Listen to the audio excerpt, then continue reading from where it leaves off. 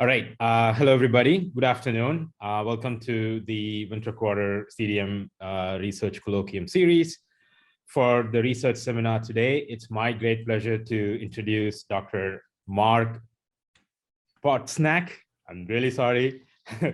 Professor and Chair, Department of Environment, Science and Studies, College of Science and Health at DePaul University. Mark holds a bachelor's degree in Earth and Planetary Science from Harvard University. And PhD in Geological and Earth Sciences from Columbia University in the city of New York. Mark's research interest is in investigating and understanding interactions between the terrestrial biosphere and the atmosphere. And these investigations are primarily conducted in urban, temperate, tropical, arid, and tundra ecosystems, since these ecosystems are understudied and they are susceptible to global change factors. Some of his lab's current research work includes the following.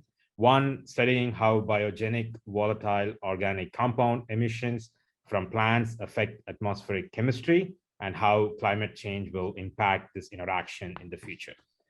Two, employing low-cost, high-altitude balloon systems to measure the carbon dioxide exchange over agricultural regions in Illinois. Three, using low-cost wearable air quality sensors for citizen science. And finally, the Metropolitan Chicago Data Science Corps project that aims to link undergraduate students with data science skills to nonprofit community partners. I'm super excited to have you here, Mark, at our Colloquium series. The title of his talk is Enhancing Undergraduate Data Science Skills and Participation Through Community Partnerships. Welcome again. Thank you for being here, and the Zoom floor is all yours. Thank you, Thiru. I appreciate the warm introduction and welcome. And please let me know if there's any questions that come up. Of course, I'll give you some time at the end to answer questions, but if something comes up, please I might not see the hand raised because I have some of the Zoom stuff off on another screen, so I can look at what you see, which is this presentation. So I'm excited to talk today about this project. It might be, I don't know what all the breadth of talks you have had recently, but this one is a project that's just getting started. So we're not going to look at any data. So we're talking about data science, but it's a bit abstract because this project's just underway.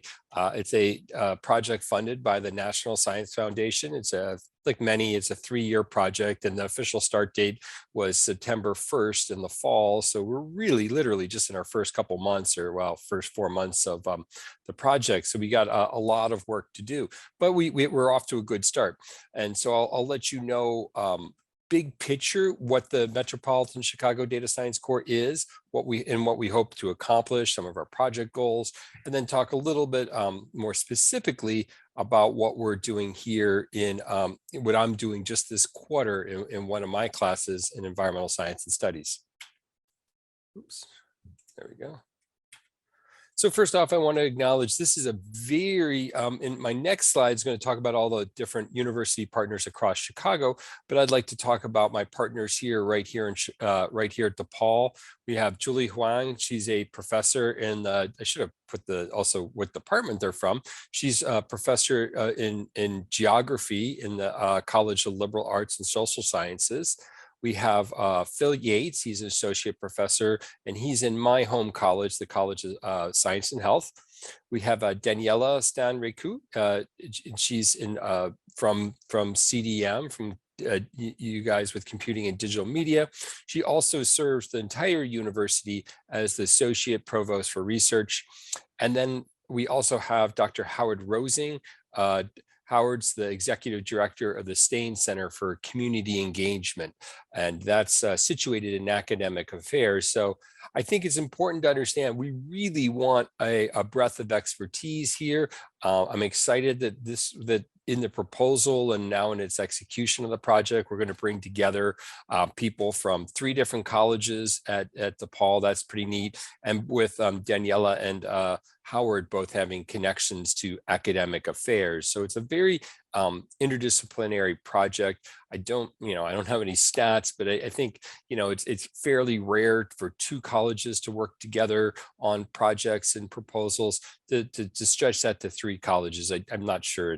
I have no data to back this up. I do think it's fairly unusual, and I really appreciate all my partners. I also add that, these are the ones that are listed on the proposal. We also, for example, Julie right now is working with another instructor in geography, Cassie Bullitt, on a class that's going on right now. So even just beyond this, we have other people helping out at DePaul University.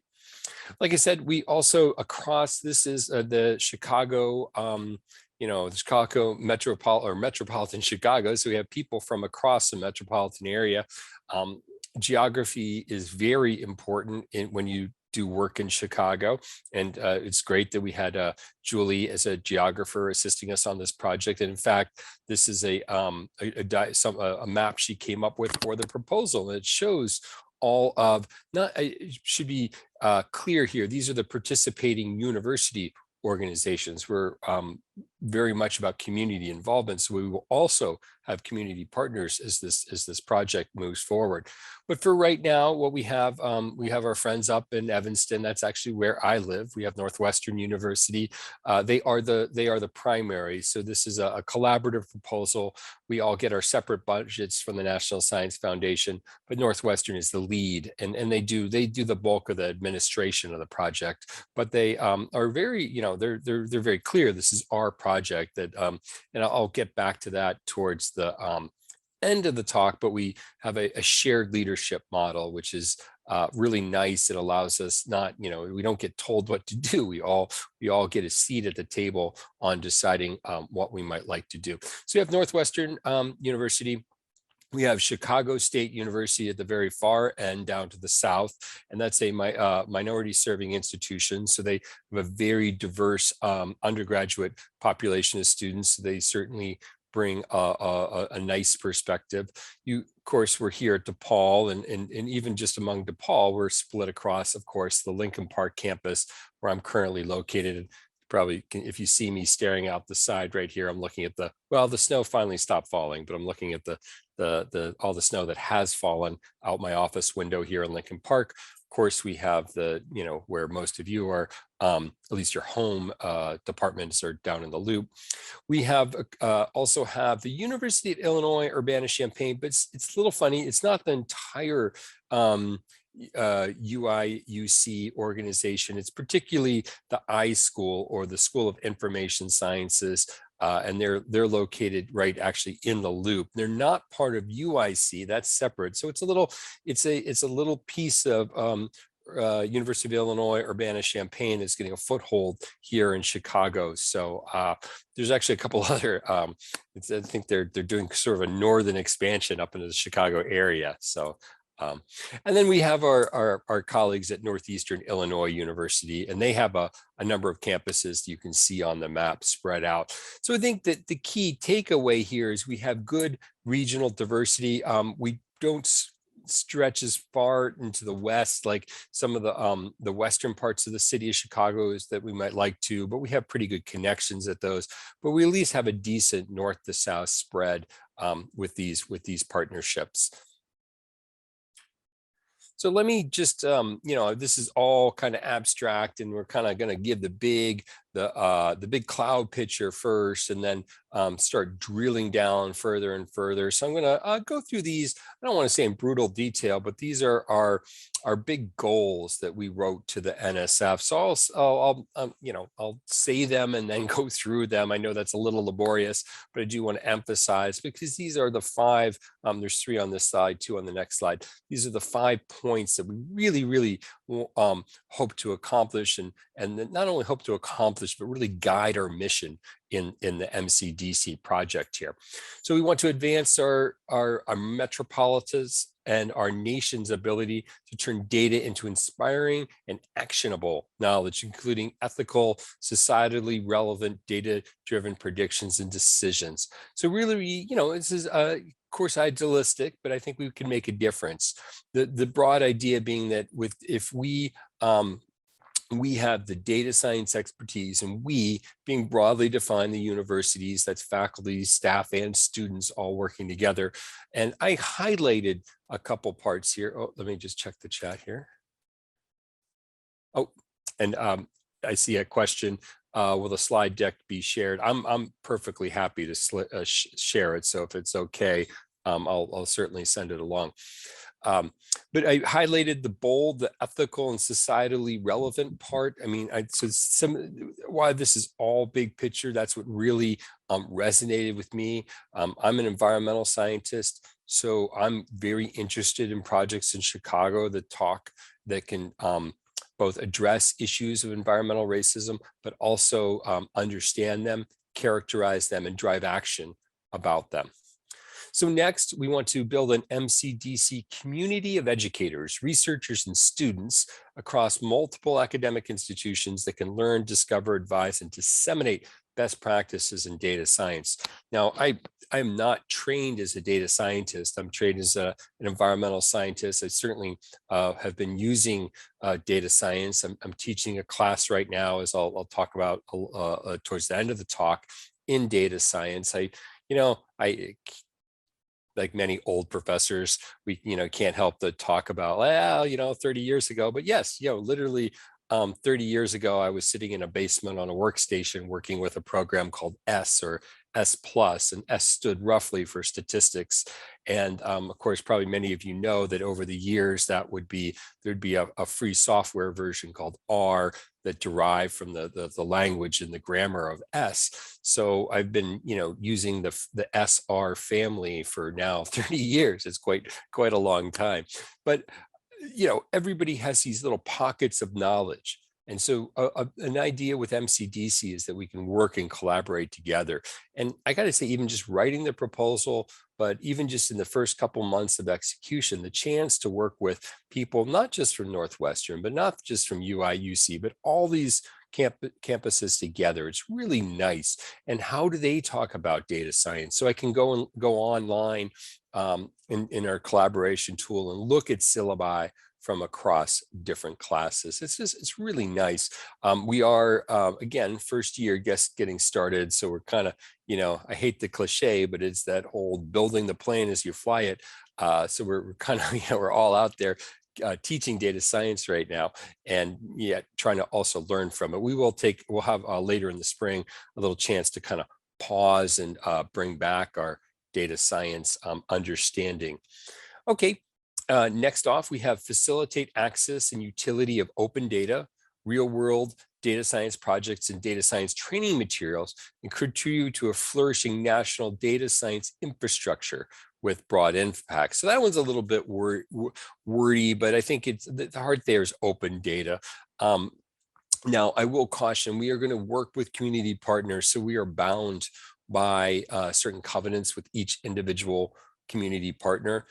That's the core of what we're going to do as community partners. So some community partners may say, no, you can't just splash this data all out there. We've either taken a lot of time to acquire it, or it might contain sensitive information about people we've directly worked with clients. For others, there's a host of reasons, but as much as possible, we're trying to use open tools and open data and make all our products open and accessible. Now, again, we can't do that in every case. And when I talk about some of the particular community projects that we're just getting started, the first one, no, we can't the data's not splashed out all over there. There's certain reasons where it needs to be, kept corralled a little bit, and we accept that.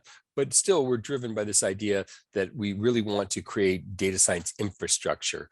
I don't know if in any of your classes, you may have heard about the city of Chicago's data portal. It was a kind of, I think, a really, I don't know if it was unique. A lot of other cities across the US and internationally have done this, but it's just amazing the neat data sets you can get.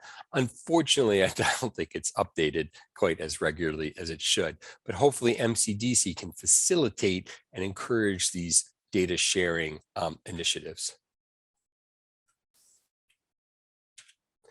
Okay, now this is really probably number 4 is obviously very, very wordy, but it probably is the heart of what we're getting into and why we're doing all this. So let me say it, and then we'll probably spend most of the lecture in unpacking some of the pieces of this one.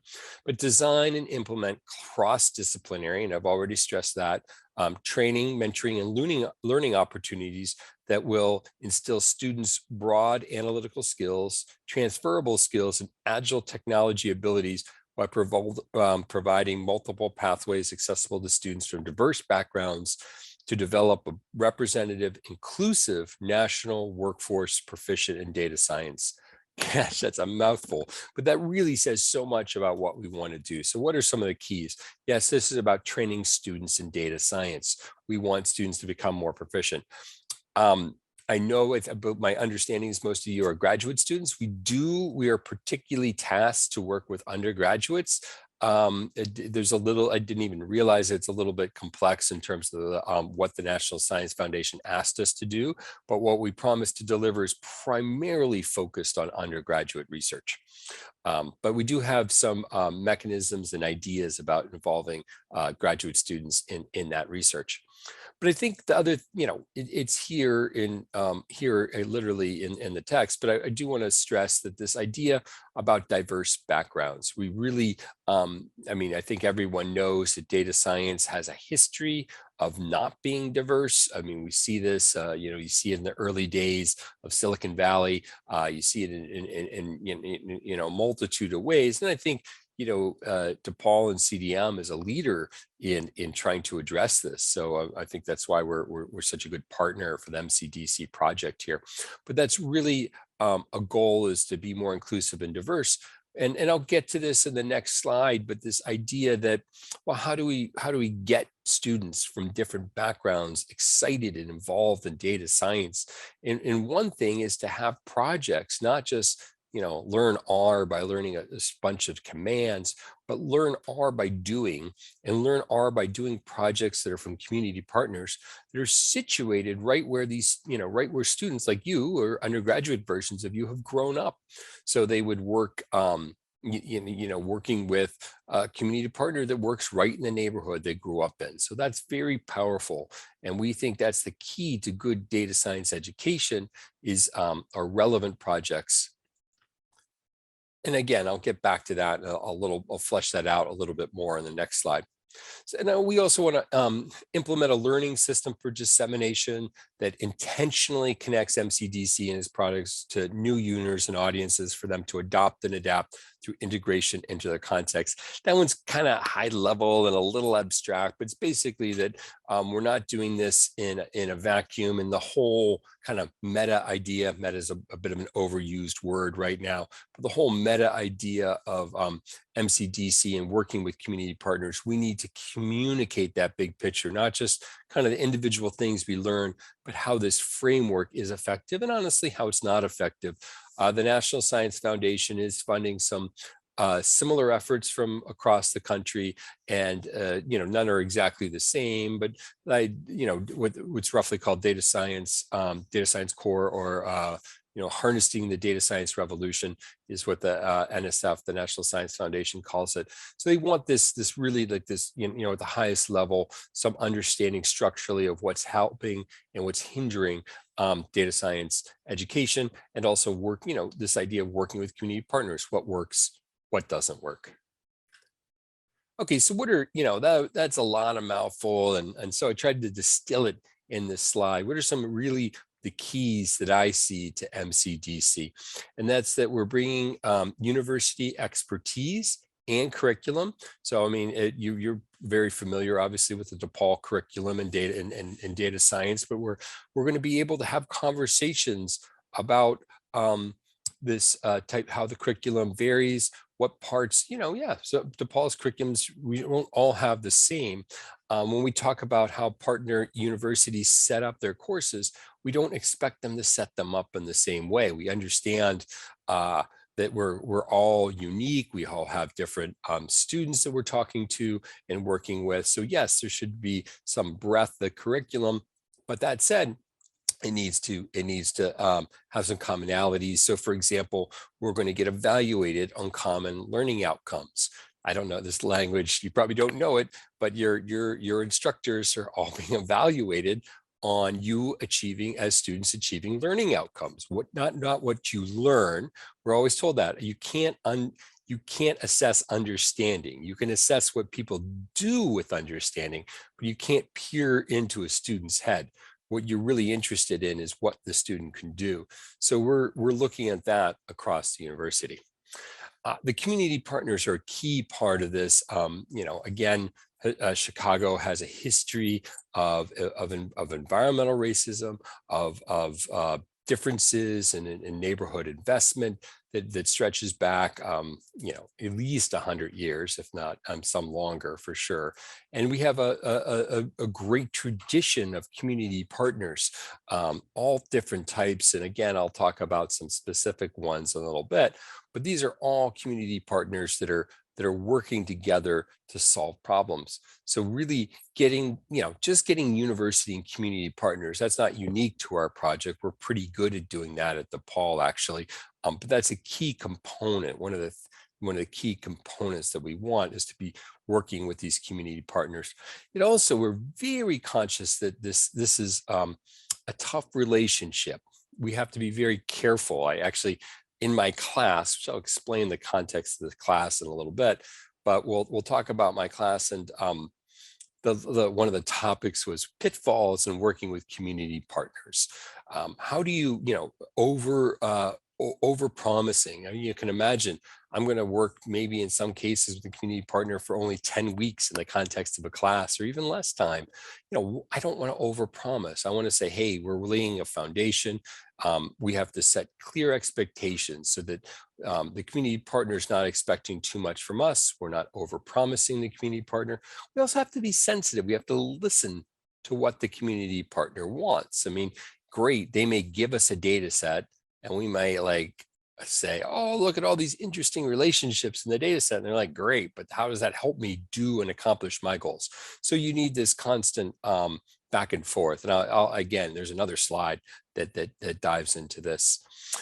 Student learning and engagement, again, hopefully is pretty apparent by this time. But again, the key is that the student engagement is really accelerated by using community partners, real world problems that are addressing, issues of environment, social issues, health. There's a list on a next slide. So this is really the big picture keys to MCDC here.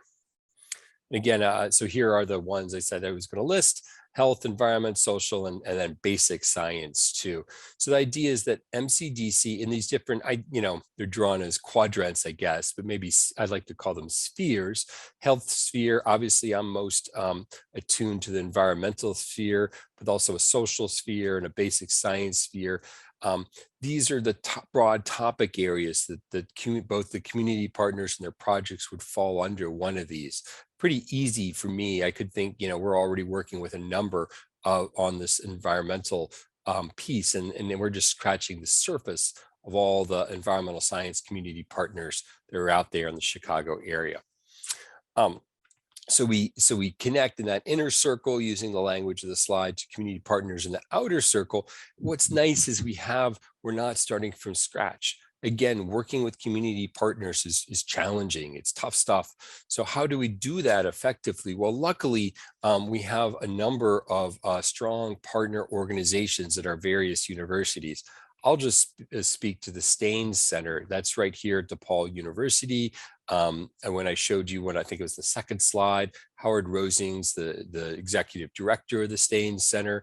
He's an expert in working with community partners.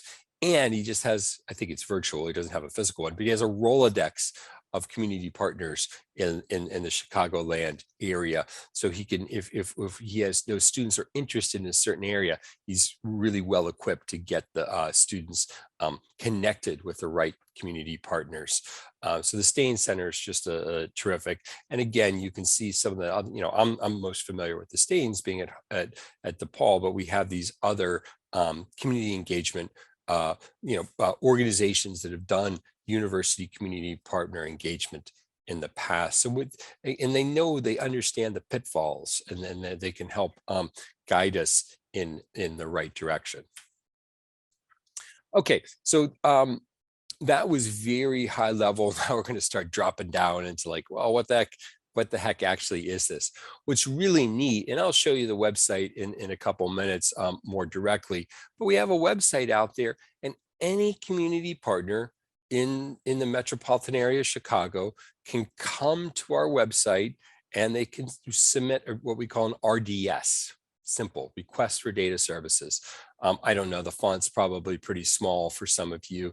You know, there's some obvious like contact details, but basically we have a pretty short form that community partners fill out, and they give, you know, they have a data science need. Now, we understand there may be some high capacity community partners, and by high capacity, I mean, they know what data they have, and they've probably done some data science projects in the past, and they say, okay, we need this data analyzed, and then they already have it identified.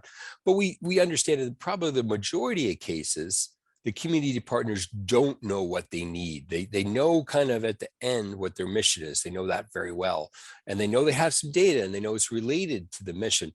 But what they can do is then come to us, come to MCDC and talk and say, hey, look, this is what I think. And they can work with an MCDC scientist like me and fill out the RDS. So I've done this twice recently. With one community partner, I'll talk a little bit more about the Chicago Food Policy Action Coalition. And then a second community partner, I serve on the Cook County Environmental Board. So that's the Cook County, the political organization of Cook County. We have the county board, and then we're the county commissioners, and then we're board underneath that. So, but I worked with them to fill out an RDS around industrial composting. So it's a pretty nice system. Anybody can come and do it, but they're also welcome to take a look at this form, contact the MCDC, and then get some help filling out the form.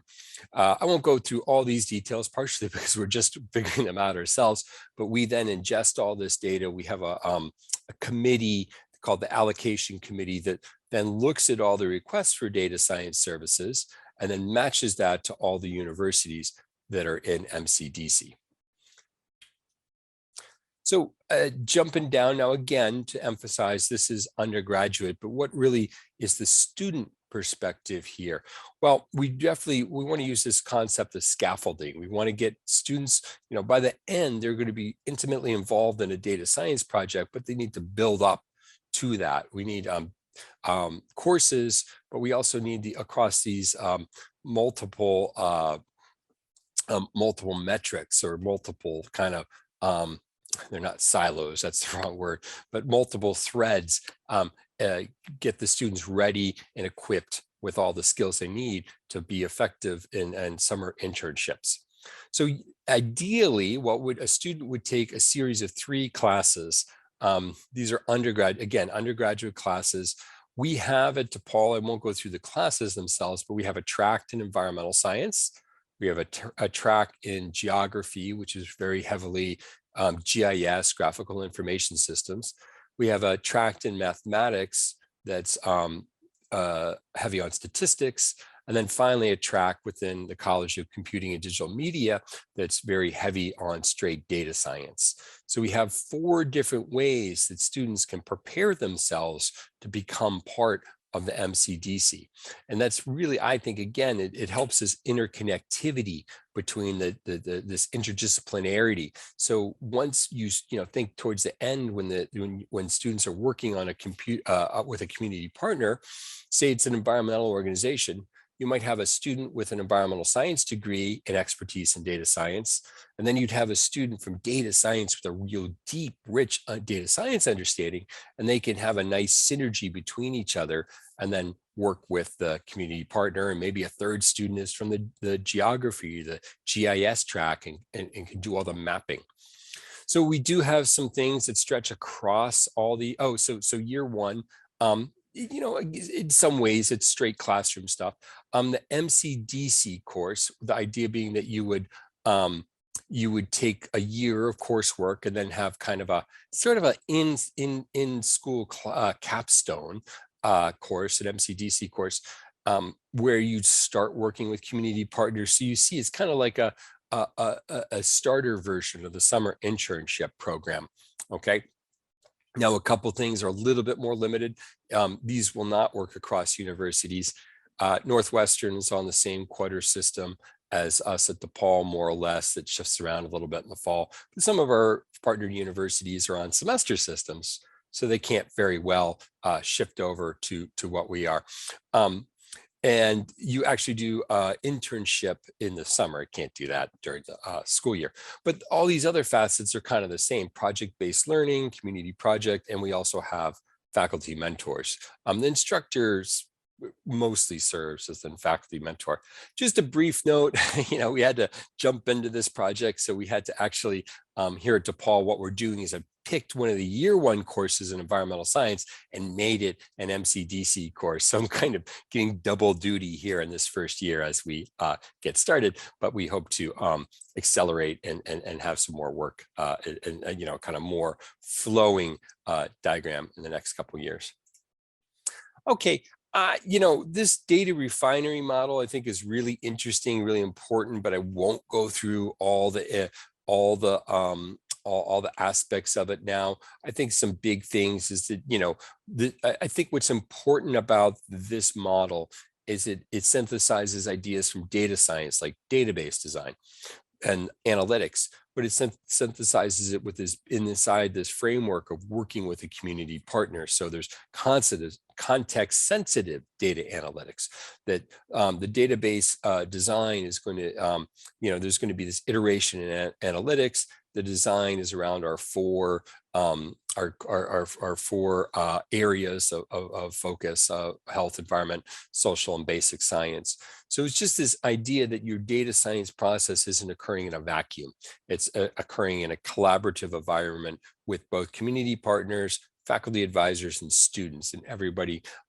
Not always, with the acknowledgement, we don't always pull in the same direction, but that if we keep talking to each other and iterating, we can get things and deliver, that number 4 there, the value and the insights. Okay, this one I'll just say very briefly. We do have some leadership structure. We talked about this from the very beginning. We have, like, for example, I'm the primary at DePaul, so I have to, more or less sign off on expenditures. So the National Science Foundation can always come back and get me if there's some problem along the line. But more or less, we try and do a very collaborative and shared leadership model. So it can get a little crazy. We have numerous committees. We have it very distributed. So we do have to wonder once in a while who's in charge, who's making sure everybody's awake and at the switch. But generally, it works out pretty well. So I'm pretty enthusiastic about it. Okay, here's that MCDC website. So I'm simply going to open up my browser. So just give that a sec.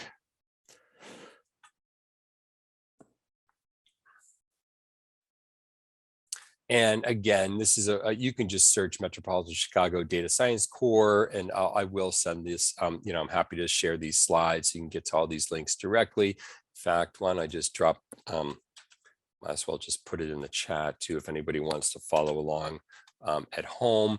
You can see there's this kind of big statement. If you do have a community partner, go to projects, and then you can get some examples of some here. And then you can click on that link RDS, and here's that RDS form. You can see all the little pieces of it. Although it, you certainly could go to contact us. If you do have a community partner, I would suggest hitting the contact us and reaching out to the MCDC. Oh, yeah, we did get a new coordinator. I hope we're getting a new coordinator. The woman at Northwestern that was coordinating retired, but we will, that should hopefully get updated shortly, and then you could work on submitting a project. Okay, what I'd like to do in the last little piece of the talk here is talk about, let me go to, oh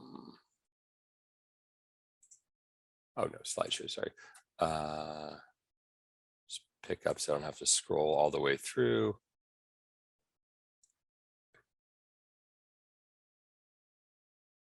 I'm having so much trouble here. Custom slide. Oh, from current slide. Probably get a little tired in the afternoon here. Okay, so we covered that. Talk a teeny bit about my course and the 3 community partner projects we're going to be working on. This is a course in environmental science and studies. It's a nice course. It has both undergraduates and grads.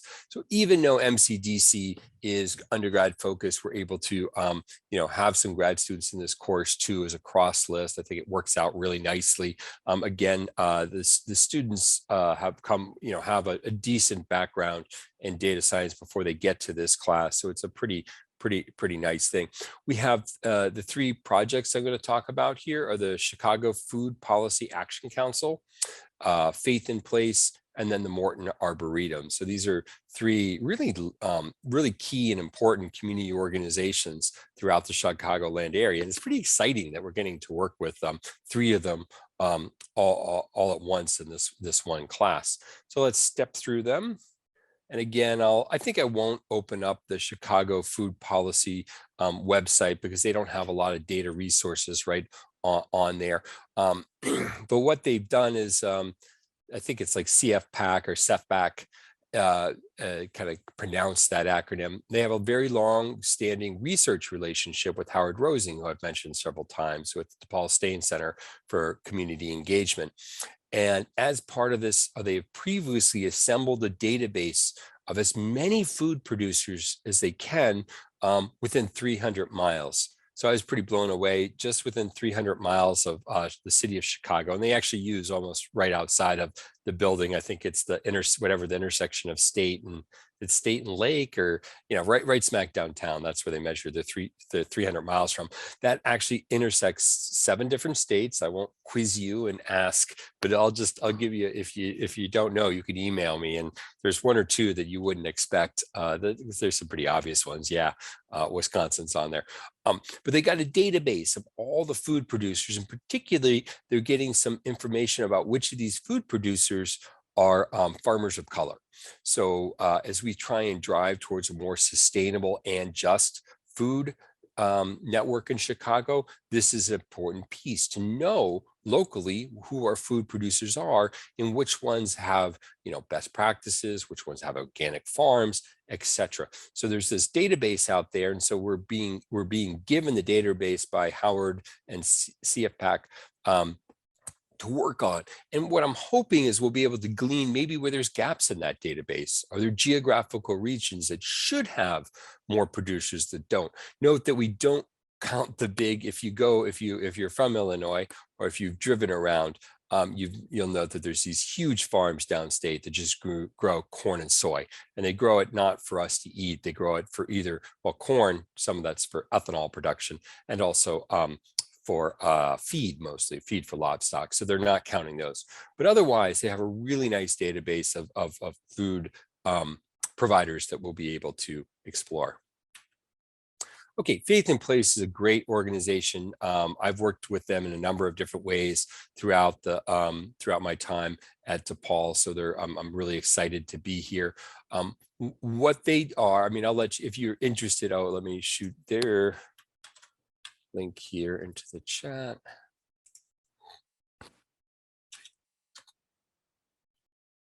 Okay. So Faith in Place, great organization. You can see people of diverse faiths caring for one another in our shared land. You can look and learn more about them by going to their. But what we're going to see, what they do is at houses of worship. So they're what are called ecumenical, kind of a fancy word, but that means they just work with all religions. You name it, you can see a couple here on this first list, and they have houses of worship throughout all of Illinois. Let's just blow this up to Chicago a little bit. You can see that, it's even hard to get an idea of how many, look at all the different ones. I think I worked at one down. Yeah, there are a couple down in this area I've worked at. So they have this great database of houses of worship, and they have information about these houses of worship. So we're going to work with Faith in Place about, again, a little bit of geography, but we're not going to do it. We're not a GIS class, so we won't do it and a geographical context, but we're going to work and help faith in place, understand where they're well represented, where they could be more well represented, what types of churches are they doing, quote, well on, what types of churches could they, again, I'm saying church because of my religious tradition, but these are houses of worship more broadly, and where they could represent them be more well represented. So again, a pretty neat project. Okay. And the final one, this one's right up my alley. I don't have any good visuals because I literally just got the access to the data this morning. So basically hours ago. It's kind of early this morning. But I hope many of you, if you haven't had a chance, I would really encourage you to check out the Morton Arboretum. It's out in Lisle, Illinois. It's a bit of a hike from the downtown. It is accessible on the Metro if you don't have a car, so you can get out there. It's about a 10-minute, I think 10-15-minute walk from the Metro out to the Morton Arboretum. Beautiful location, just green and just a nice outdoor space. I think a real treasure of the Chicagoland area. But in addition to just being a natural space, they're more than that. They really focus on tree science. They do a lot of urban forestry, so they're very interested in how trees can or should function in an urban environment. But they have a really neat project. For multiple years, they've been measuring a number of different trees, and they've been measuring some of the physiology. You think of you having a physiology. Well, a tree has a physiology. Does the blood flow? No, but sap. We all know. We've all hopefully all heard of tree sap. Well, that sap flows. It actually tells you about the transpiration, the flow of water from the roots all the way up through the leaves. So you can measure sap flow actually continuously with an instrument. They use a fancy word called a dendrometer, but it's simply a band around a tree. But they have been, again, automated band dendrometers that can measure over the course of an hour even the slight contraction and expansion of a tree trunk. And they have this day after day after day. And also along with it have linked weather data.